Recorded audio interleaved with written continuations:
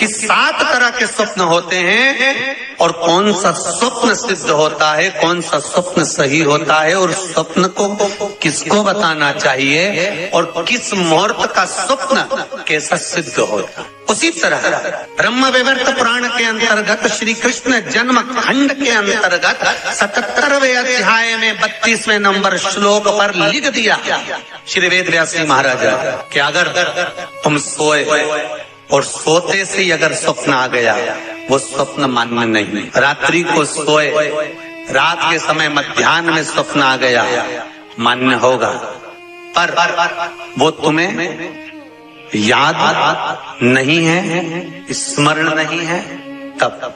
और फिर कहा ब्रह्म मुहूर्त में अगर आपने कोई स्वप्न देख लिया और स्वप्न श्रेष्ठ है, किसी से नहीं कहा, तो वो स्वप्न 2.5 महीना 3 महीने में सिद्ध हो जाता है, सम्मुख में प्रकट हो जाता है स्वप्न की। हाँ, स्वप्न में अगर सांप दिख रहा है, स्वप्न में सर्प नजर आ रहा है, पान का पत्ता, तांबुल पान का पत्ता, उस पान के पत्ते पर एक लाल चंदन से सर्प बना और सर्प बनाकर उसका शिव मंदिर में स्पर्श कराकर बहते पानी में छोड़कर आ जाइए, सर्प दिखना बंद। स्वप्न में कभी नहीं दिख सकता सर्प का। आज भी नियम है, शिव जी की बारात निकली थी, सामने से अर्थी आई थी, तब शंकर की बारात निकली थी। हिंदू धर्म की रीति है, आज भी आप कोई अच्छा काम करने जा रहे हो, सामने से अगर मुर्दा आता दिख जाए, अर्थी आती दिख जाए, समझ लेना तुम्हारा काम सफल हो जाएगा, तुम्हारा कार्य सफल हो जाएगा। समझ लेना, आज भी नियम है, सामने से मुर्दा आते दिख जाए तो कार्य सफल है। दिन में देखा हुआ स्वप्न कभी सिद्ध नहीं होता। स्वप्न में किसी मरे हुए व्यक्ति को देख लो, समझ लो कि आज कोई अच्छा काम होने वाला है। किसी अपने व्यक्ति को मरा हुआ देख लिया, समझ लेना उम्र बढ़ गई। तो इसका मतलब ये नहीं है कि तुम शमशान के पास घर बना लो। हाँ, तुम्हारा क्या भरोसा, तुम सोचो सीवर वाला महाराज बोला है कि मुर्दे को देखो तो काम सफल होता है, तुमने कहा अपन मकान ही शमशान के पास बनाएंगे, अपन तो प्लाट ही में कर देंगे, तो वहां से रोज आता जाता मुर्दा ही मुर्दा दिखेगा। इनका क्या भरोसा। किसी एक भक्त ने एक प्रश्न लिखकर भेजा था कि हमारे स्वप्न में शंकर जी का शिवलिंग दिखता है तो कैसा होता। हमने कहा इतनी सी बात के लिए तो आपको प्रश्न करने की जरूरत ही नहीं, पुराण को देख लीजिए, ब्रह्मवेत्ता पुराण उठाइए और उसका श्री कृष्ण जन्म खंड निकाल लीजिए, उसका 77वां अध्याय निकाल लीजिए, 77वें अध्याय का 32वां श्लोक निकाल लीजिए। ब्रह्म मुहूर्त में तुमने देखा, सुबह का समय है, तुम्हारी बुद्धि में, तुम्हारे विवेक में अगर शिवलिंग का दर्शन हो गया है।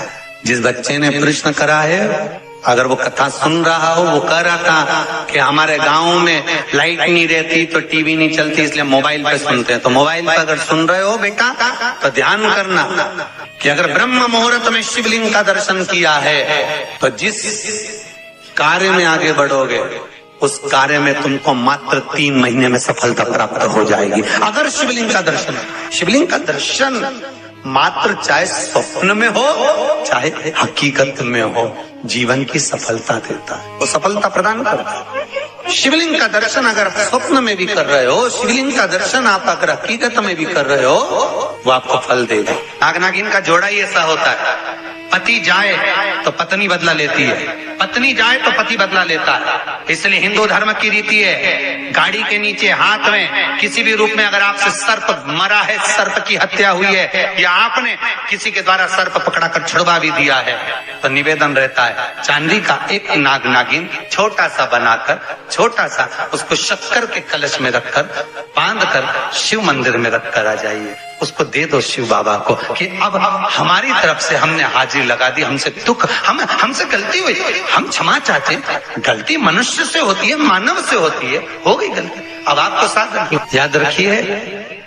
जिनको स्वप्न में सांप दिखते हो, सर्प नजर आते हो, या घर के बाहर या घर के अंदर बार बार सांप आते हो, तो भगवान शंकर की 5 लड़कियों का नाम लेकर पान के पत्ते पर चंदन से 5 सांप बनाकर शंकर भगवान को छुलाकर, जिसको स्वप्न दिखते हैं उसके ऊपर से 21 बार उसार कर बहते हुए पानी में डाल दीजिए, स्वप्न में कभी सांप नहीं नजर आएंगे।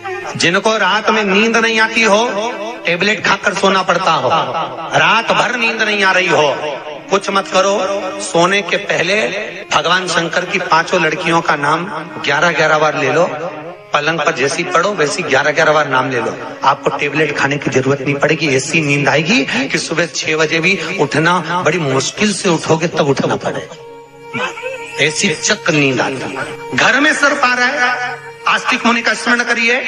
5 लौंग, एक नाग नागिन का जोड़ा, छोटा सा, किसी भी स्थान पर ईशान कोण के अंतर्गत उसको थोड़ा सा खड्डा खोदकर 5 लौंग के साथ नाग नागिन के जोड़े को दबा दीजिए, मिट्टी पर डाल दीजिए।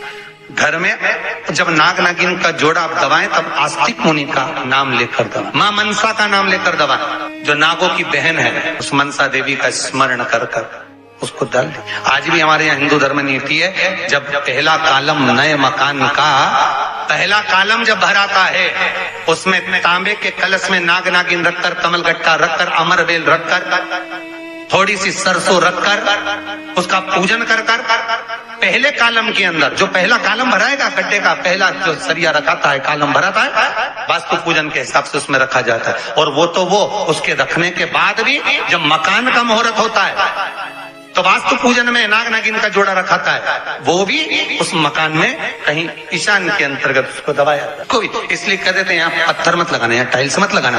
पंडित जी से पूछोगे तो ब्राह्मण बता देगा, इस जगह पर टाइल्स ना लगाइए, इस जगह पर पत्थर ना लगाइए, यहाँ पर वो गोला रखा जाएगा, यहाँ पर वो नाग नागिन का जोड़ा रखाएगा वास्तु पूजन के बाद। 4 लोहे की कील, नागफणी की, वास्तु पूजन में चारों मकान में चारों तरफ लगाई जाती है। क्यों लगाते हैं? कि कोई दोष हुआ हो, कोई जीव यहाँ रहता हो, सर्प का निवास हो, अगर मकान बनाने में टूट गया हो, किसी का मन दुखा हो, तो वो मन ना दुखे। क्षमा याचना, परम आभूषण है, क्षमा मांग लेना, परम आभूषण। गलती करो तो क्षमा मांगने में देरी ना करो, हो गई गलती हो, क्षमा है, हम क्षमा मांगो। हे शंकर, हे शंभु, हे त्रिकालदर्शी, हे कैलाशी, हे अविनाशी, क्षमा करो, गलती तेरा